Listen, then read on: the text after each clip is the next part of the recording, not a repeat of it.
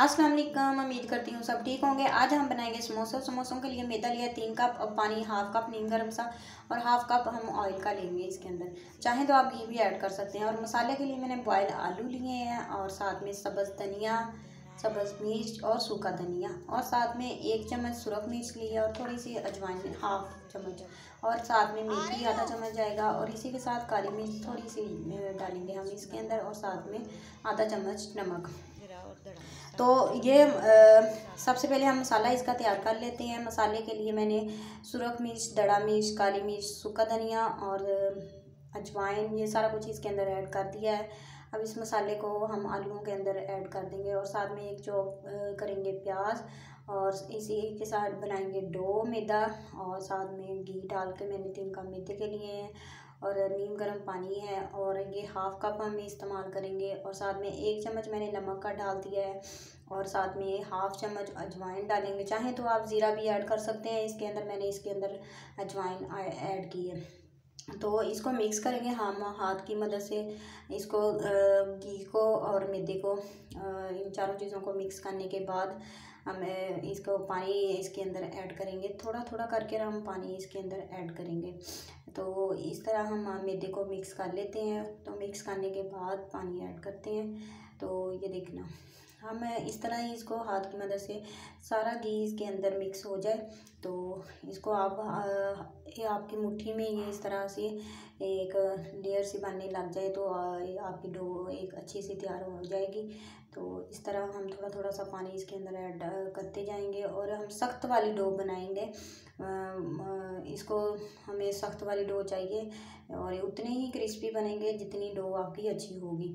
तो इस तरह हम थोड़ा थोड़ा सा पानी, हल्का सा नीम गर्म लेंगे। सर्दी की वजह से हम हल्का सा नीम गर्म पानी लेंगे, और ये देखें, इसके हाथ की मदद से हम इसको गूंद लेंगे, और इस तरह की हमें ये देखें सख्त वाली डो चाहिए। इसको हम 15 मिनट के लिए रख देते हैं। उतनी देर में हम मसाला मिक्स कर लेते हैं, और मिक्स करने के बाद ये देखिए 15 मिनट हो गए हैं हमारे कंप्लीट, और साथ में मैंने मसाला भी मिक्स कर लिया है। इस तरह इसके हम पेड़े बना लेंगे छोटे छोटे से। तो पेड़े बनाने के बाद हम इसको इसकी रोटियां बनाएंगे। रोटियां बनाने के बाद इसकी कटिंग करेंगे, और यहाँ पर हमारे समोसे हो गए हैं तैयार। तो ये देखें, बहुत ज़बरदस्त से समोसे हमारे तैयार हैं, बिल्कुल स्पाइसी से, बाज़ार से जिस तरह के आप लेके आते हैं। और साथ में मैंने फ्राई करना स्टार्ट कर दिए थे, क्योंकि इफ्तार में कम ही टाइम रह गया था।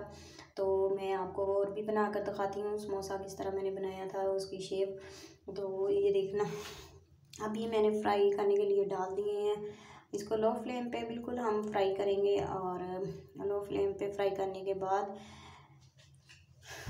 एक साइड को हम ब्राउन करेंगे, फिर दूसरी साइड को ब्राउन करेंगे।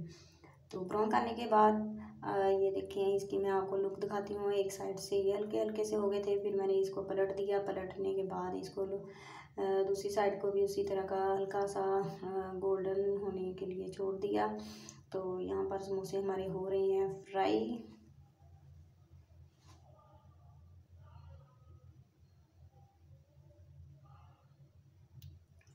तो समोसे हमारे हो गए। तो मैंने इन सबकी मैंने साइड चेंज कर दी।